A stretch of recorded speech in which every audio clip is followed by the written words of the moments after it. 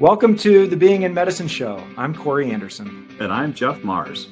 Together we aim to revolutionize the healthcare experience for patients, clinicians, and all team members by unlocking the transformative power of human potential. Each week, we explore with you and our guests how embracing our authentic selves and choosing who we are being can affect the nature of healing, leading to profound transformations in our lives and in the lives of those around us. Join us today on a journey through self-discovery and empowerment as we unlock the human potential within each of us.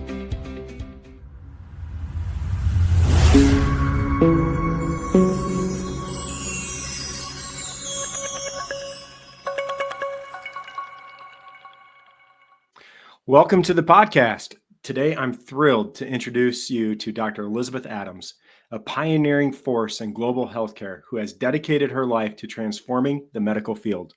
With over 32 years of experience as a physician in the National Health Service system in England, including 22 years as a gynecological surgeon, Dr. Adams has been at the forefront of advancing medical care and medical leadership.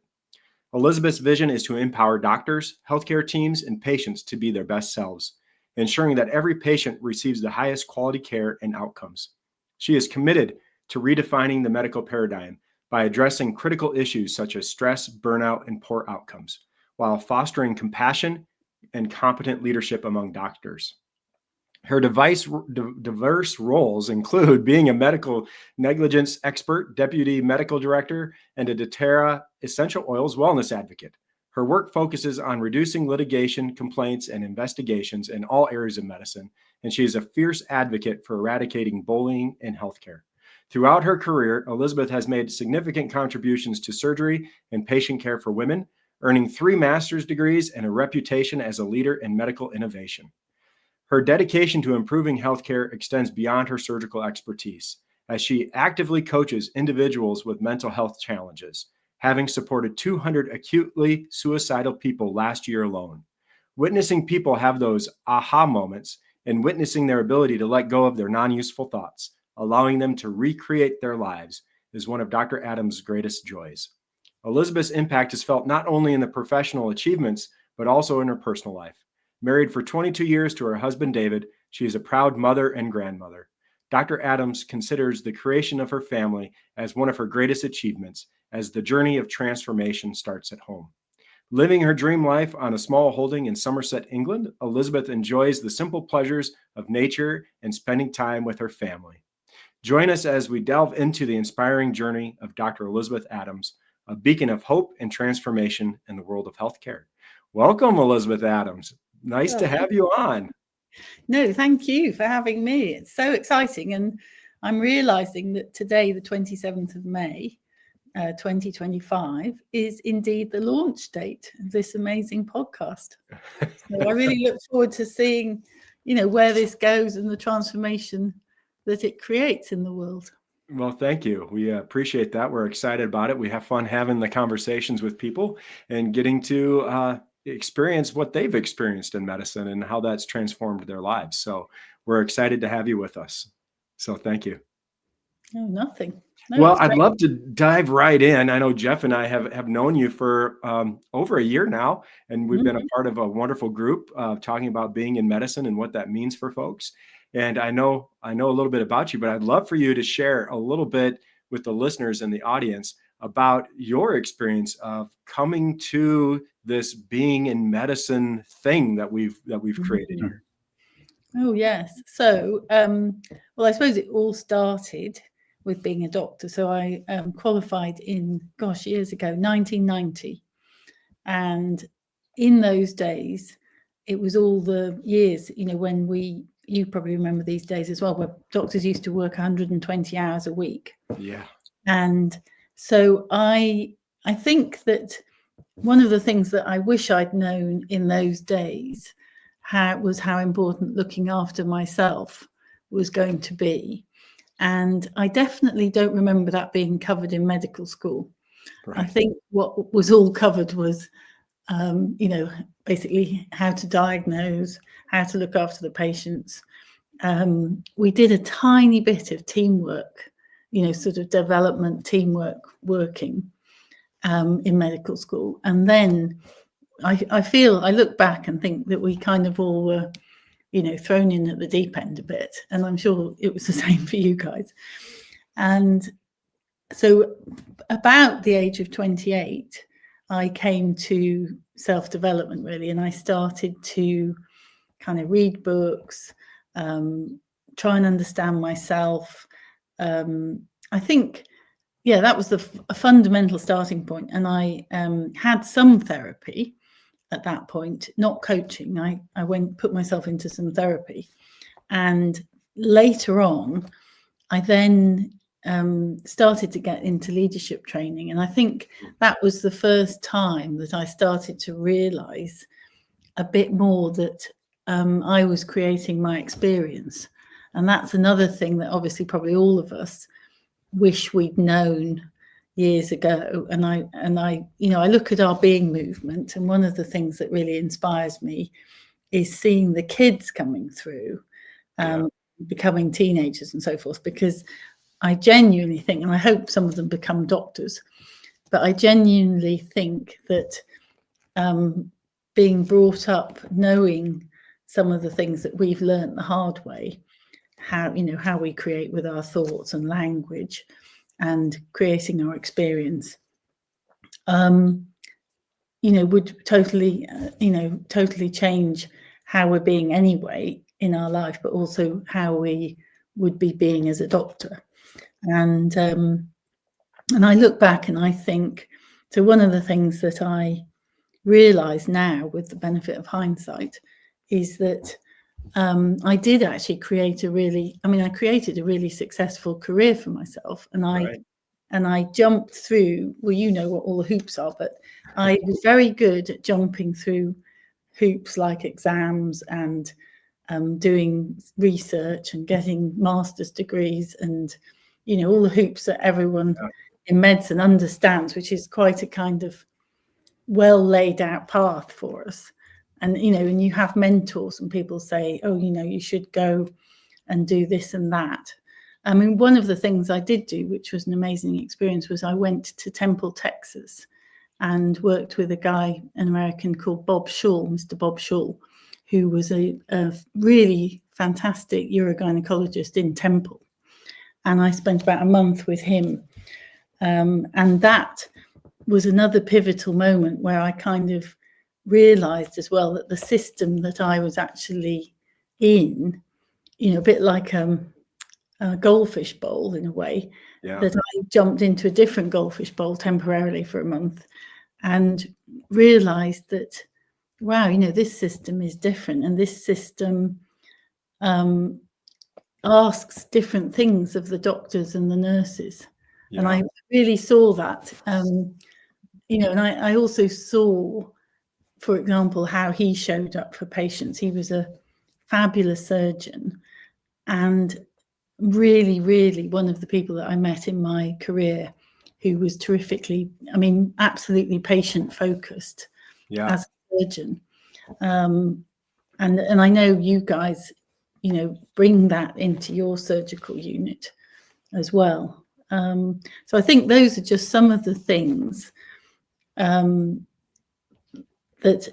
brought me on this journey eventually so when I was doing leadership training, I eventually came to having some coaching, and my coach said to me, why don't you read this book called The Ultimate Coach? She actually said to me, I don't think you're going to like it. She didn't create the book. Right. She didn't create the book in like, you're going to love this book. It's going to be amazing and it'll be transformational. She said, oh yeah, there's this book called The Ultimate Coach. I don't think you're going to like it. Yeah. She didn't set it up very well. No, but actually, in some ways, maybe she knew me, because somehow also saying something like that almost made me more determined to read it. Yeah. And probably the first time I read it, I didn't read it in the way that you're supposed to read it, by reading the back cover and the first 2 pages. I read it about Steve Hardison, and I still loved it. Yeah. And found lots of interesting things in it. And it's on subsequent readings, really, and working with you guys, speaking to you guys, and doing lots of other things, that I've become more and more interested in who I'm being as me and who I'm being as a doctor. Yeah. So when we talk about, and you referenced it, like the being movement, or when we say being in medicine, how would you describe that to our listeners who don't quite know exactly what that means or what being in medicine is? How would you help them understand that? So for me, it's bringing this business of who we're being to our roles as doctors, nurses, any kind of healthcare professional. Actually, being in medicine is a blanket term for everyone who's working in healthcare, from the tea lady to the person cleaning the floors and the porters and all of these people. It's a massive team who basically make a hospital run. And I'm always amazed when I hear, for example, and you can look this up because I don't know the numbers, but how many patients have outpatient appointments and surgeries every day in the UK and the US and all around the world. And that great big organization that goes on behind the scenes, cleaning the place, setting it all up again, day after day. It's like, it's 24-hour, constant things happening, food being delivered, drugs being delivered, intensive care units, beds, surgeries being done in the middle of the night. And then every morning, I always remember leaving hospitals, which you've probably done as well, at like about 6 a.m. to go back to bed for an hour or two. And then come back. That's what we used to do. And when you leave a hospital at 6 a.m., there's this moment, it seems like calm, and it's all really quiet. And what you see someone cleaning the floors with one of those big floor cleaners, and you just know that in an hour it's all starting again. And so what I want people to know about being in medicine is that we're all being something all the time, and everyone in that whole team is showing up or being away, and we can all choose what that is. And that is the totally transformational thing, which would ultimately alter all the outcomes of healthcare, the way that doctors work, the way that patients experience healthcare, litigation, complaints, infection control. If really fundamentally, if everyone showed up to do that job as the best version of themselves, then I just know that the outcome of all of that would be completely different from the statistics that we have now on those, what I call adverse events. So what I hear you saying in that is that we all have a choice in how we're showing up at any moment. And if we're bringing the best versions of ourselves to that moment and creating that would have transformational power in the world of healthcare. Is that right? Yes. Jeff, is that how you experience that as well? Yeah, I experience it that way as well. I was wondering if you could maybe put a little meat on it. Like, what would be a way of being from a practical perspective that might actually make a difference? Yes. So funny enough, I had some coaching around this, and in the end, what I decided was that it was really simple, and the only thing I had to do was to walk into work, to create my day. This is when I was in leadership in primary care, where I started doing this. Create my day, create myself, and just decide that today, and you can only do it one day at a time, today I'm going to be love and compassion. That's wonderful. And when you just be that, it changes completely how you feel, because you obviously enjoy being there, you know why you're there, you have a purpose, you've got a really clear kind of parameter that and when you start feeling different from that, I'm not saying that you stay like that the whole, but you start to go off and think, oh, hang on, I might be getting tired or hungry or, some other thing that's distracting from the love and compassion. Yeah. You can notice it and come back. And what I really noticed was when I showed up like that, the reception staff, the nurses, the paramedics, the patients, also energetically, I mean, I don't know whether it's energetic or we're all connected fundamentally, aren't we? And when one of us changes and shows up like that, the other person in the room really feels that. Yeah. There's sort of a contagiousness of it, right? Yeah. When someone's showing up with love and compassion and support and all of the things that you would want to show up as, people often reflect that back to you. Yeah. Right. Yeah. Big time.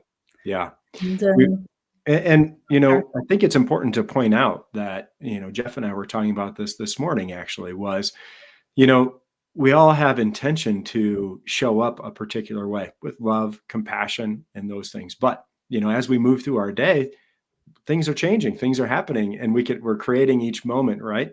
And there's times when we start to veer off of that, perhaps. How has this work for you helped you create awareness about when you're deviating from what you want to create versus what you may be creating? Because we're all human, and it happens. Right. Yeah. And I think this actually does go back to my self-care piece, that what I was saying, what I wish I'd known when I was a junior doctor, when I often in those days did feel like, I don't know, put upon, and all the, lots of things that were not, probably not things that were totally cognizant with being a doctor. But the self-care bit is the beginning of it. So creating my day how I want it to be, having a really good morning routine, and then when I was working in primary care, which was a super stressful environment, we had 150 patient contacts a day. Wow.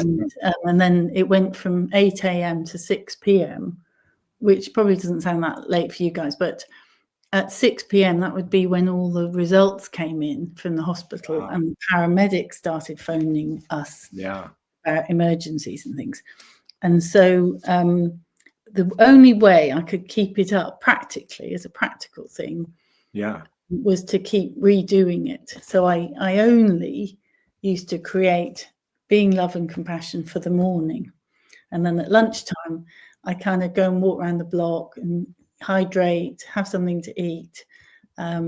Sometimes, stick my feet up on the desk and close my eyes or meditate. And then I really recommend the power of a 5-minute meditation as well. And then I would sit there and recreate the afternoon. And I also found it, for my family, a practical thing to recreate myself how I wanted to be when I got home.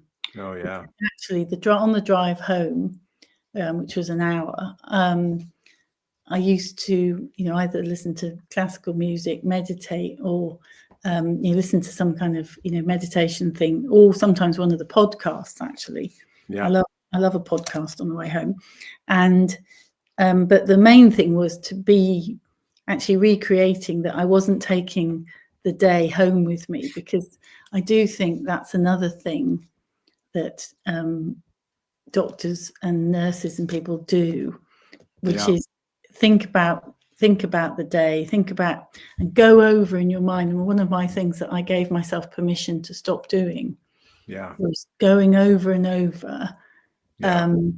Did I do the right thing? Did I check all the results? Did I, the anxiety thing, which is kind of looking back over something that you've actually now got no control over.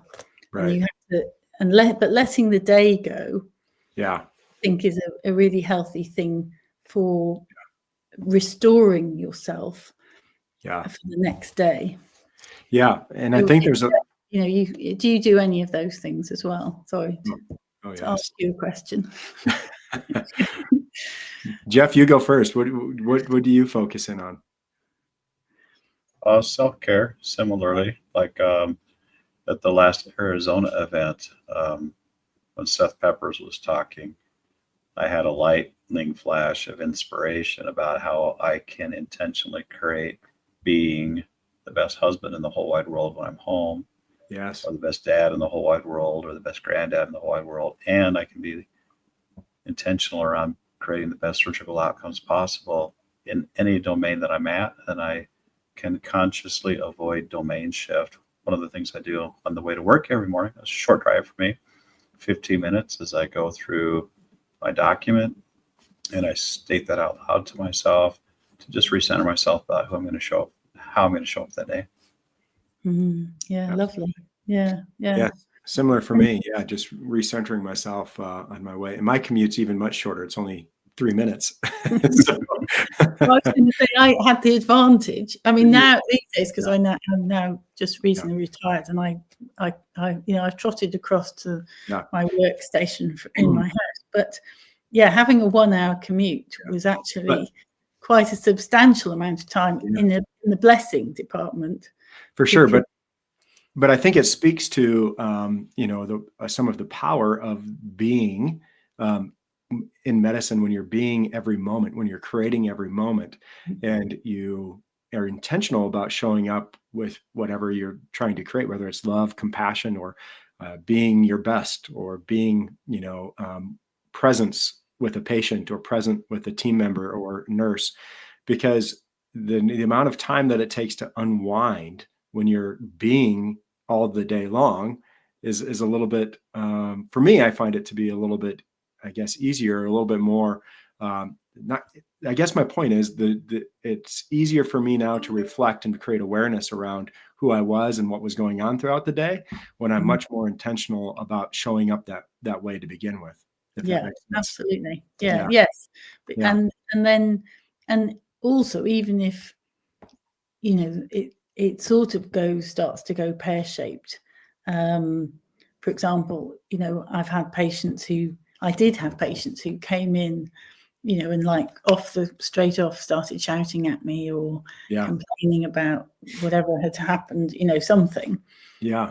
And even if you get slightly rocked, actually that's the work, that's the practice, because in one way the blessing is when one of the things I think Steve Hardison has said, we're not learning when everything's going smoothly.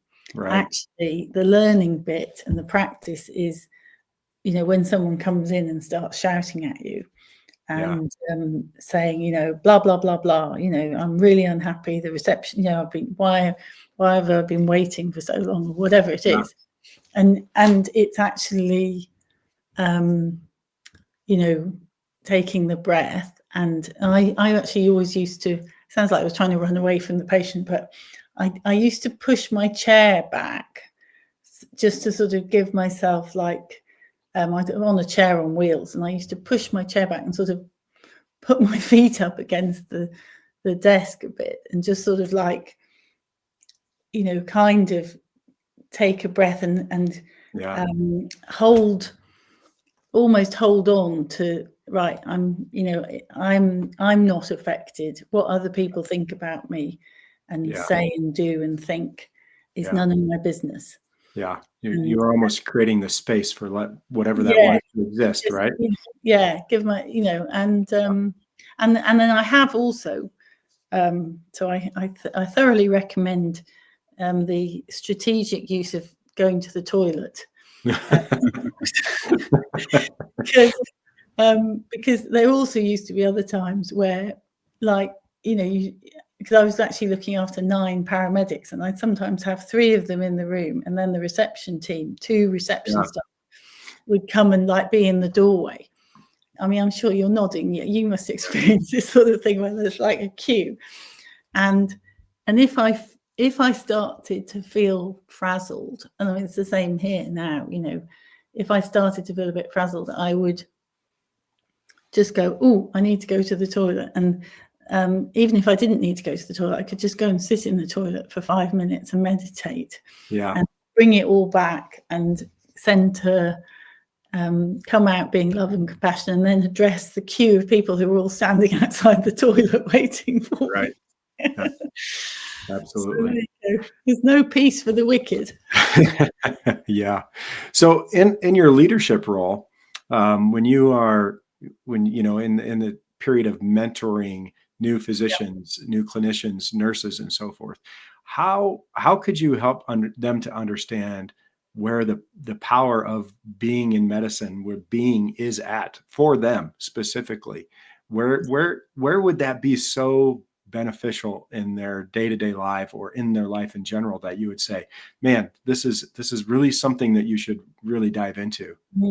Yes. Oh, yes. Well, many times, and of course in leadership, we kind of get lots of opportunities, and sometimes the difficulty would be, I'm thinking particularly of times when either a paramedic or a nurse or a doctor came and sat down and said, you know, I'm in trouble, I've made a mistake, I'm being investigated, you know, all this kind of stuff, or we have to call people in to have those kind of conversations. And I think where I used to start actually with both patients and doctors and paramedics was just starting to point out to them what they were creating with their language. Yeah. That was the sort of entry point, was just say, oh, did you notice what, because bearing in mind, all the people that we're mostly meeting at work don't know all this stuff, and they haven't read The Ultimate Coach. And so they're not really aware of who they're being. Sure. And I think the entry point for me was just saying to them, you know, just look at the language that you're using to create what you're creating at the moment. Yeah. Is there anything else that you could say which might, you know, put a different complexion on the situation or how you are? Yeah. And sometimes, certainly with people who, apart from just listening to them, which is a very powerful thing, sometimes at the end I would start to introduce the concept of you know, that our thoughts create how we're feeling.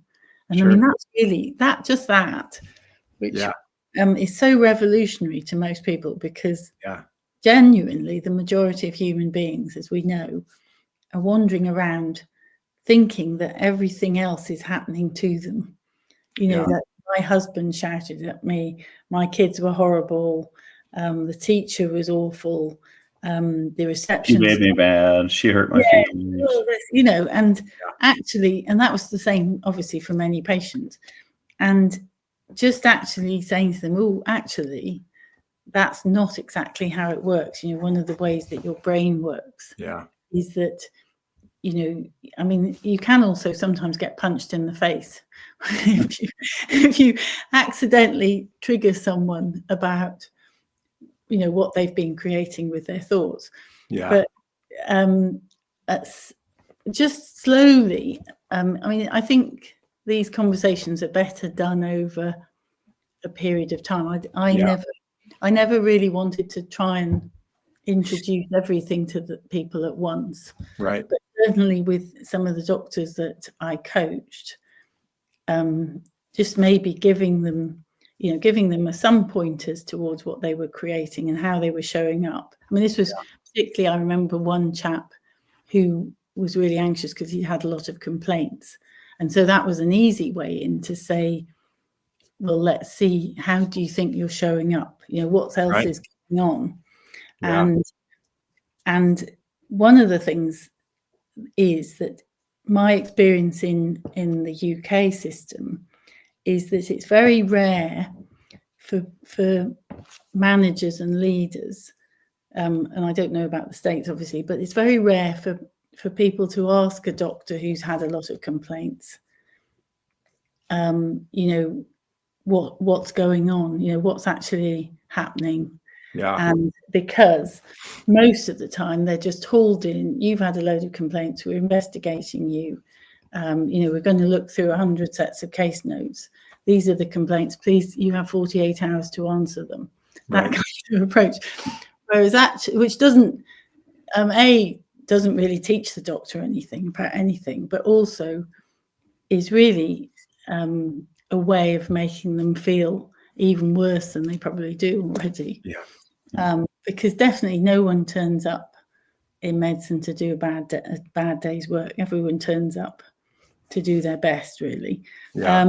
And so having that conversation around, well, how are you showing up? What else is going on? What's going on at home? Yeah. Blah, blah, blah. And that, opening up that conversation then very often led to a very productive outcome, which was, okay, you've had these 5 complaints, and now I've heard all the stuff that's going on at home. Right, can we try and sort out some of this stuff? And maybe you need to take a week off. Right. Because actually, not because you're under investigation, but you just need to take a week off and take a breath and sort some of your life stuff out. Yeah, I've approached that as well with physicians, and one of the things that I will often ask them is, before I even get into the complaint, I will ask them, how do you want your patients to experience you? That's a great question. And they will then tell me, well, I would want them to experience me, competent and knowledgeable and kind and all those things, and say, okay, well, what do you think it would look like if a patient experienced you this way? And then tell them the complaint. And sometimes that brings about a very productive conversation that way. Yeah. And it's so hard because also what I found was that most doctors and nurses and paramedics as well, who I was dealing with, because they may know why they're in your office, they have shut down already. And sometimes being in that leadership role just means that then they're not at that moment willing to tell you anything. Yeah. You're having to sort of tease it out. And I think making them feel safe, that it's okay it's okay to be human, really. Yeah. I think that's one of the things. So when you're in those conversations, who you are being in that conversation is supportive, present, listening, right? Wanting to find those things, right, Jeff? I mean, there's other things there in that moment. Being safety. Yeah. Right. Because how you're showing up in that moment and creating that space for them is going to create part of that moment for them, right? They're going to be engaged in that. And so, and those things, it's authentic to you and it aligns for you to show up that way, to be, helping them and supporting them and so forth. So I want to acknowledge you for who you are being in that moment, because that's equally as important. Yeah. And well, to get them to get them to feel safe and open up. Yeah. Yeah. And I do think that's another area about who we're being in medicine as leaders. Yeah. Is also a really transformative piece. Yeah. Because of, how the whole, this again, what seems to sometimes be created in the NHS is not supportive, and is sometimes really counterproductive in a way when we consider how much money it actually, just as a financial thing, how much money it costs to train a doctor, train a surgeon, train a nurse, paramedic, whatever, actually, not throwing the baby out with the bathwater. Right. I don't know if that's the right analogy, but somehow being safety and not allowing processes to unravel in healthcare because of doctors or nurses or things going wrong, but actually putting a stop, but also understanding the why, where things are not working out. Yeah. So we have mentioned a couple of times, like creating your own experience, right? And you were just talking about leadership. So like in the NHS there in England, and as well as with the American health system, a lot of times people will talk about what is happening to them, right? This is happening to me. We're doing this because of this. And a lot of things are, we're creating that story for ourselves that it's happening to me, right? And so from a standpoint of being in medicine, let's just focus on physicians, but it could be equally applied to nurses or any other person. Being a leader of your own experience, what do you have to say about that? How you are being a leader for the experience that you're having, and what does that look like? And maybe I need to clean up that language a little bit, but no. So yes, and I think that it is this process of creating ourselves, and it's remembering and teaching all the time that we're creating our experience and noticing. I think one of the things that happens to all of us with once we start working on our own being is we start to notice other people's language. And it's being brave enough, not necessarily brave enough, but following the nudge to actually say, have you noticed what you're creating there? And that can we create? I did a regular lunch. I know you've had a lot of trainings in your hospital as well around this. I did a regular lunchtime session where I used to have all the paramedics and nurses and reception staff and start to teach them some of these concepts in the lunch break. And I think the role of the leader really is a couple of things. One is to show clear leadership in whatever the situation is. So make a decision. And another one is to, try and read the room and feel the energy of the staff and really understand what's going on in different, because there can often be little silos of like interpersonal relationship issues, stuff going on that it's one of the other jobs is to just do a little bit of digging and find out where the issue is. And I think another important one is how we're showing up all the time and that we're consistent. That we're not, we're continuing to be. And I also think authentic, because what we're also talking about is not, when we talk about who we're being, we're not being a fake version of ourselves. We are genuinely going inside and creating love and compassion. We're not pretending to be love and compassion. And the thing that I realized, which again I wish I'd known as a junior doctor, was that that takes a lot less energy. Being authentic, much less tiring than one of the things that we were taught at medical school, which is to just show the right amount of empathy. As a doing. Isn't it? And also it's quite an exhausting doing, because it was like, well, how much empathy is the right amount in this situation? And when I'm thinking, and the thing about that is patients sense that, right? When it's not being authentic. Yes, they can. They can feel the moment we stop being authentic. Absolutely. When we're trying to phone it in or fake it in a way. Own it in. I love that. It seems like we as doctors get a lot of cognitive training, intentional epistemological cognitive training that we desire, we attach to create competence. And then there's also a lot of subcognitive training that happens that creates how we show up. Like, I'm going to be defensive when I get called in because my charts are getting reviewed, or I'm going to feel offended when I have to work more than I'm being paid to work, or whatever.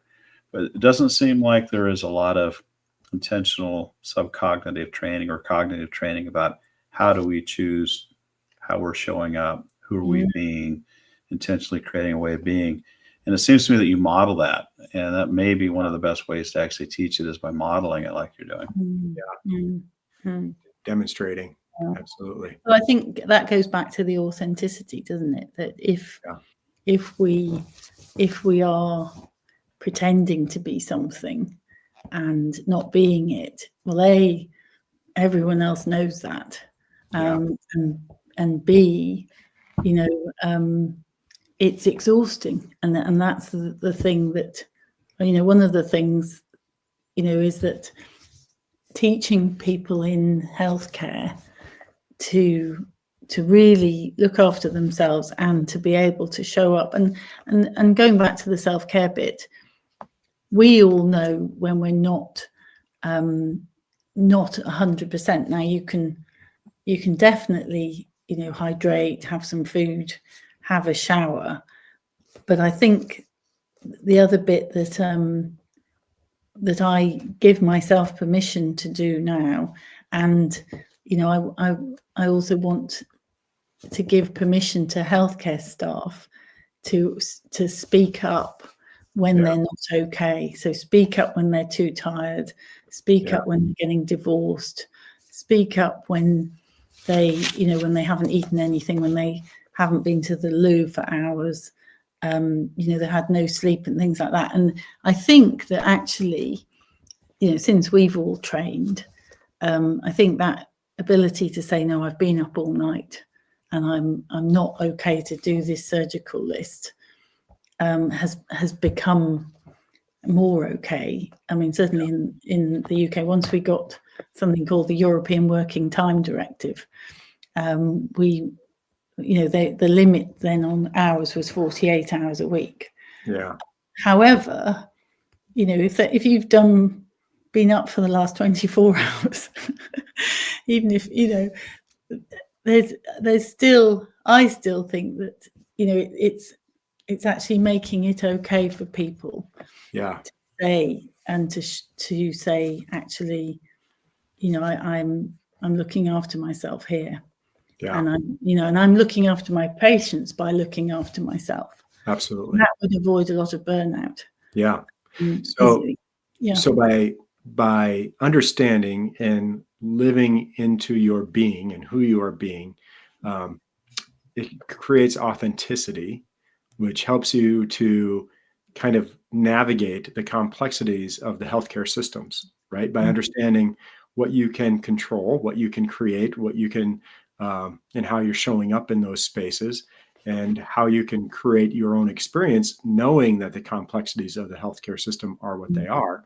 You can still create the environment and the experience that you are looking to have, right? Yeah. Not externalizing. Yeah, basically, we're not externalizing our well-being. The system.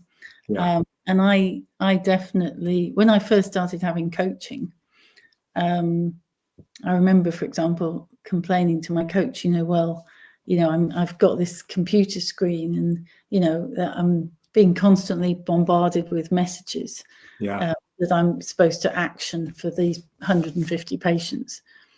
And I remember her saying, you do realize that you're externalizing your well-being to a computer. Yeah. And it was because it kept pinging at me every time a message. And it was such a wow, I really am doing that, and the easiest thing in the world is to take a break, and to, if it's all, if you're starting to feel overwhelmed, is walk out the room or turn the screen off. Right. Isn't it really? It's but it's interesting how, somehow we have to unlearn. We unlearn that everything, I suppose maybe children think that everyone from the word dot, I think, thinks that everything's happening to them. Yeah. That they have no control over it. Right.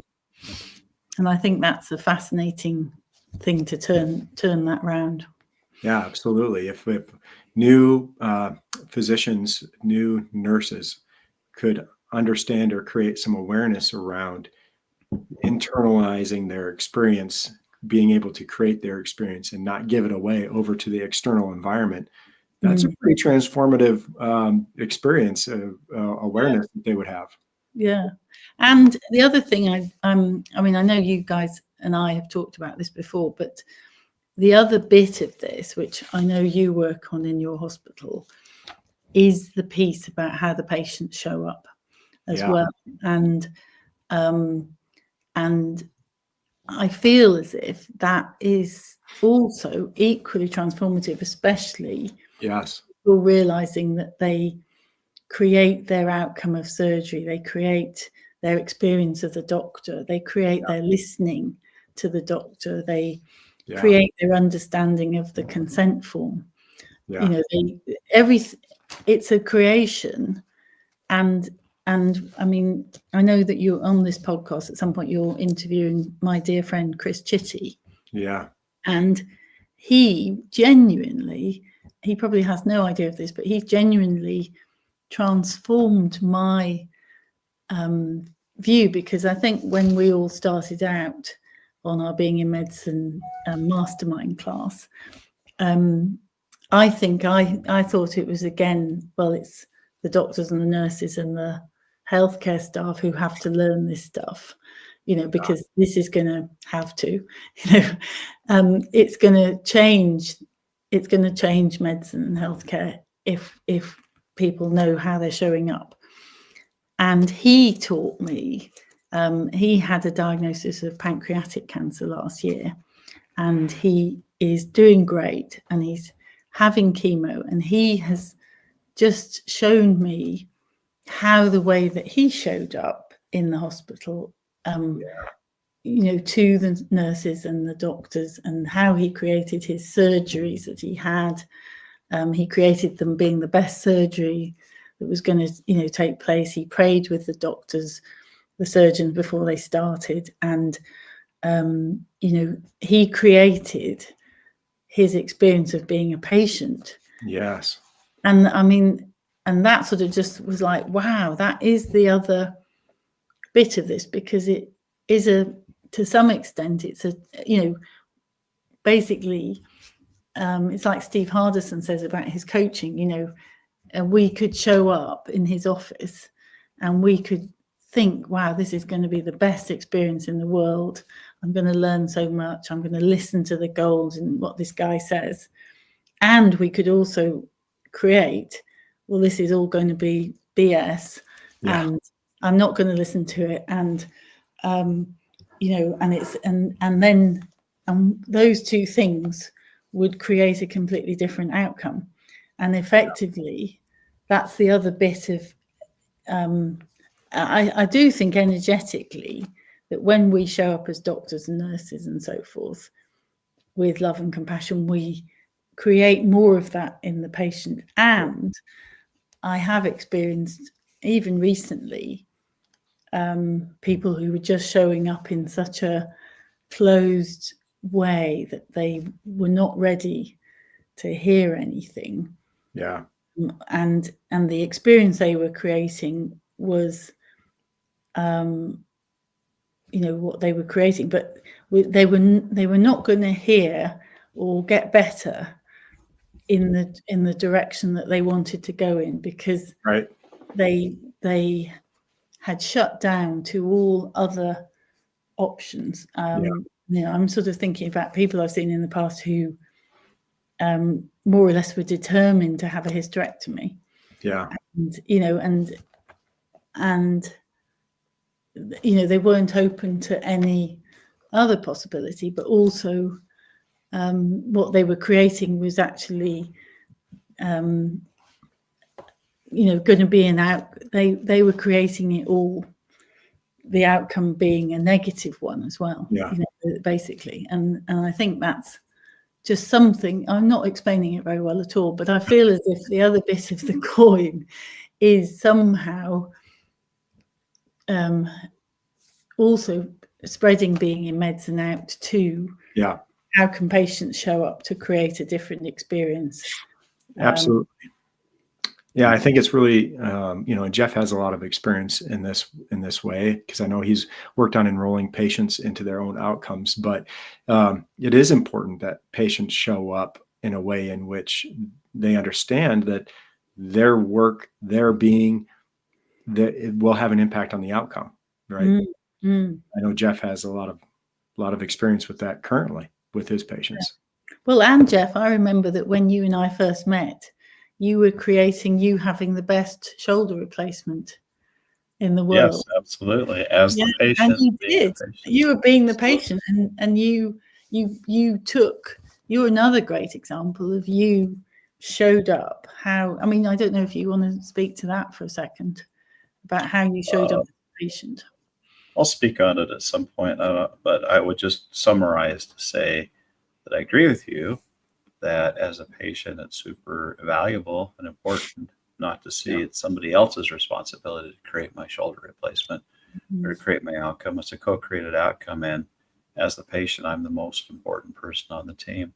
And interestingly, even as a patient, I think it's possible, when you said earlier that who we're being is contagious.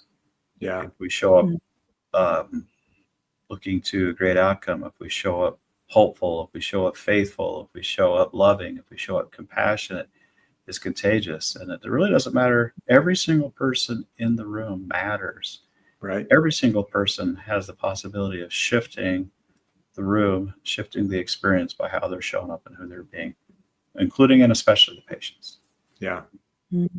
Absolutely. Yeah.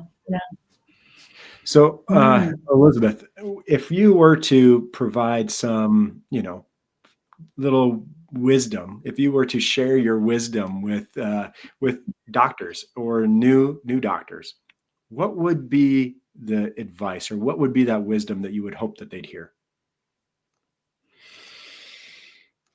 So I would say to them, you are the most important person to you. There's only one version of you. Yeah. You create your experience. You can show up exactly how you want to every day, but some ways of showing up as a doctor are more useful than others. And when you show up with love and compassion for yourself and love and compassion for the patients, that will create a long and healthy career in a wonderful area of work, which we all love. And it's the most, it is in a way a little bit like coaching, in that as a doctor and a healthcare professional, you see people in the most magical times of their life, don't you? In some ways, birth, death, when they're being vulnerable, when they're vulnerable, and we're taking care of everything. When I think about patients under anesthesia and in intensive care, they're every bit of their physiology has been turned over to being cared for, and we as doctors, that's an incredible honor and privilege to look after people at those stages of their life. And we need to value ourselves in that, and make sure that we take care of ourselves, to be giving from a full cup, or as I think Steve Hardison says, from the saucer rather than the cup. Because if I look back on my career, that's, probably maybe the only regret I have is that, I think I learned a lot more about self-care latterly in my career, and the early part, probably, wasn't always showing up for myself and my patients how I would have wished to later, once I understood all this stuff. Yeah.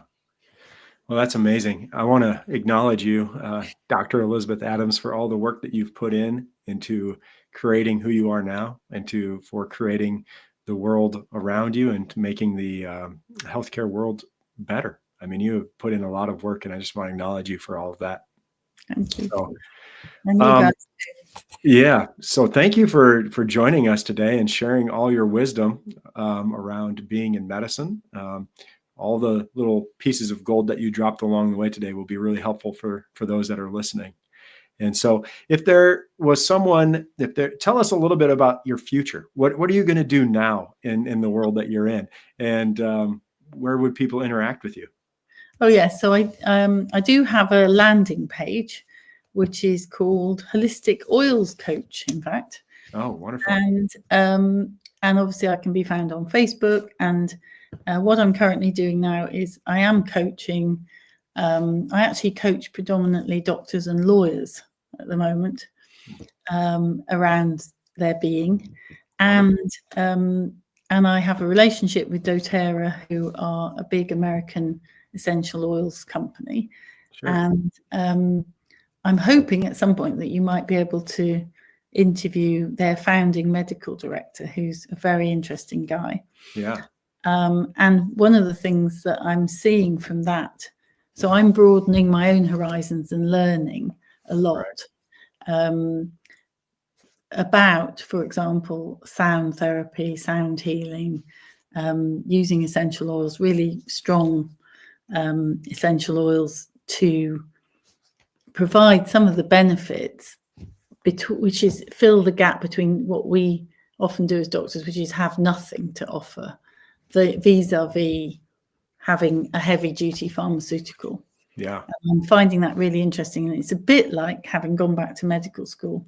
Right. So I'm now reading a great big textbook, which is called Medicinal Uses of Essential Oils. So that's my bedtime reading at present. Awesome. And I love it. And I think, so I suppose one of the things that I think is never stop learning either. And I know you guys, I mean, you've been learning a lot, but learning to have a podcast, for example, I mean, that's a great new creation today. Yeah. Well, thank you. We love having you on. I appreciate the conversation. And I know in your coaching and in your world of essential oils and your previous world, you're showing up as love and compassion. And we just love having you and love engaging with you around being in medicine. So thank you for being a part of this conversation. No worries. Yeah. Thank you for joining us today on the Being in Medicine show, where each week we open the transformative power of connecting our physical, emotional, mental, and spiritual nature to how we show up in medicine. If you find this conversation valuable, please like, comment, and subscribe. And if you or someone you know has a story to share, contact us at beinginmedicine.com. See you next time.